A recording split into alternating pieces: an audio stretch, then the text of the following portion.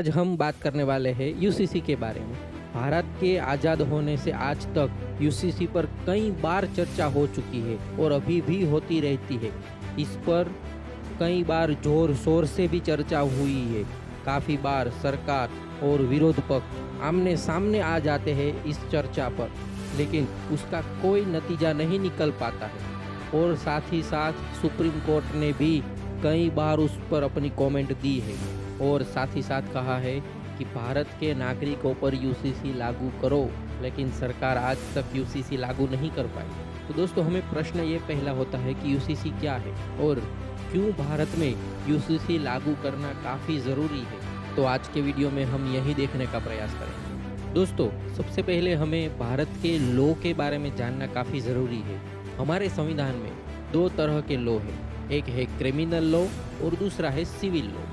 तो सबसे पहले हम थोड़ा क्रिमिनल लॉ के बारे में जान लेते हैं। क्रिमिनल लॉ यानी कि भारत का कोई भी नागरिक कोई भी गुनाह करता है तो वो क्रिमिनल लॉ के अंडर आता है। जैसे उसने किसी का खून कर दिया, किसी ने चोरी करी, ये सारे जो क्राइम है वो क्रिमिनल लॉ के अंडर आते हैं। क्रिमिनल लॉ में ऐसा कहा गया है कि भारत का कोई भी नागरिक हो, कोई भी जाति का हो, कोई भी धर्म का हो या कोई भी प्रदेश का हो, वो सब के लिए क्रिमिनल लॉ एक समान है। कोई भी गुनाह करता है तो सारे लोगों के लिए एक ही सज़ा होती है और वो कोर्ट के अनुसार सबको एक ही तरह की सज़ा मिलती है। तो क्रिमिनल लॉ में कोई भी तरह का पक्षपात नहीं किया जाता है। फिर वो कोई भी इंसान हो, आम नागरिक हो या बड़ा से बड़ा बिजनेसमैन भी हो या कोई पॉलिटिशियन हो या कोई भी एक छोटा सा इंसान, सबके लिए क्रिमिनल लॉ एक समान है। लेकिन जो दूसरा लॉ है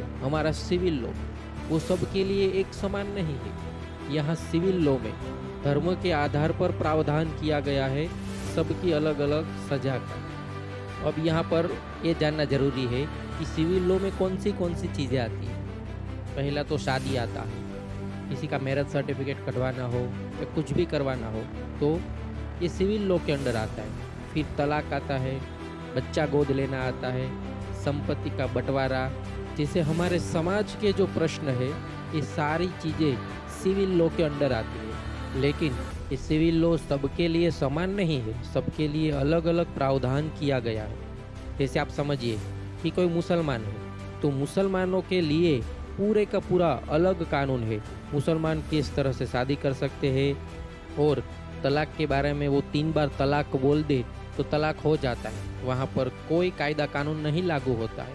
और साथ ही साथ स्त्री को अपने पिता की संपत्ति में कोई हिस्सा नहीं मिलता है। और मुस्लिम लॉ में कोई भी स्त्री बच्चा गोद नहीं ले सकती है। तो ये सारे कानून जो है मुस्लिम लॉ में है।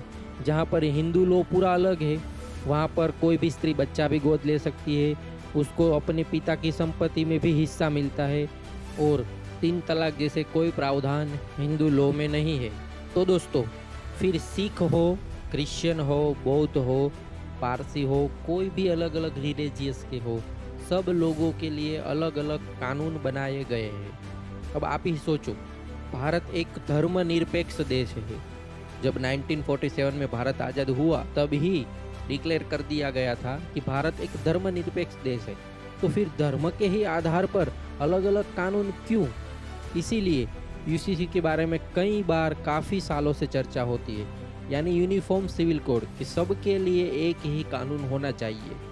फिर वो कोई भी जाति का हो, धर्म का हो, कोई भी प्रदेश का हो, कोई भी भाषा का हो, सबके लिए एक कानून। दोस्तों, अब हम ये जानने का प्रयास करते हैं कि जब भारत का संविधान बना तब संविधान निर्माताओं ने इसका कोई उल्लेख किया है?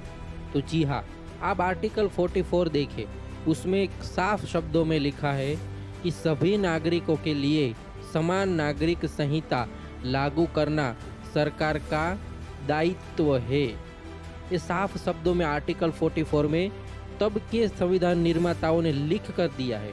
लेकिन आज तक सरकार अपने फ़ायदों के लिए ये यूसीसी लागू नहीं कर पाई है, क्योंकि कई धार्मिक संगठनों का अलग अलग मत है और कई बार उसका विरोध करते हैं। तो सरकार ये धार्मिक संगठनों दबाव में आकर यूसीसी लागू नहीं कर पाई है। दोस्तों, यूसीसी का प्रश्न जोर शोर से कब उठा? जब साहबानू का केस कोर्ट के पास आया, साहबानू के केस में एक 80 साल की बूढ़ी औरत यानी साहबानू, उसको उसके पति ने 3 बार तलाक बोल के उसको तलाक दे दिया। तो एक पूरा जो केस था वो कोर्ट में गया। कोर्ट ने बोला कि भाई 80 साल की बुढ़िया अब कहाँ पर जाएगी।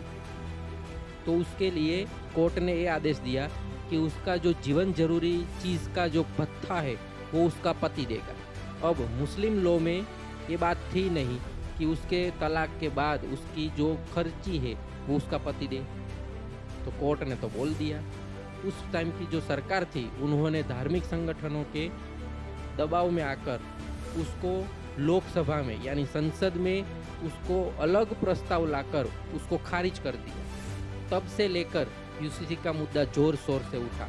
कई मानव अधिकार के संगठनों ने भी यूसीसी को लाने के लिए काफ़ी मांग की है। और दोस्तों, हमारे हाल ही के प्रधानमंत्री श्री नरेंद्र भाई मोदी जी ने भी जाहिर में कहा, एक घर में परिवार के एक सदस्य के लिए एक कानून हो, परिवार के दूसरे सदस्य के लिए दूसरा कानून हो, तो क्या वो घर चल पाएगा क्या? संविधान में भी नागरिकों के समान अधिकार की बात कही गई है। तो दोस्तों, इस बार की जो सरकार है उसकी यूसीसी के बारे में कटिबद्धता देखकर हमें जरूर लगता है कि इस बार यूसीसी भारत में लागू हो ही जाएगा। और क्यों जरूरी है भारत में, ये भी सारी चीज़ें हमने इस वीडियो में बताने का प्रयास किया है। तो हमारा ये वीडियो जो आपको पसंद आया हो तो एक बार लाइक करो और दूसरे लोगों को शेयर करो कि यूसीसी के बारे में जो सच बात है वो सही उन लोगों तक पहुँचे। और आपने अभी तक हमारी चैनल नॉलेज इनबॉक्स को सब्सक्राइब नहीं किया है तो दोस्तों, ऐसे ही नए इन्फॉर्मेटिव वीडियोस जानने के लिए हमारी चैनल नॉलेज इनबॉक्स को एक बार ज़रूर सब्सक्राइब करें। तो चलिए दोस्तों, मिलते हैं फिर अगले वीडियो में।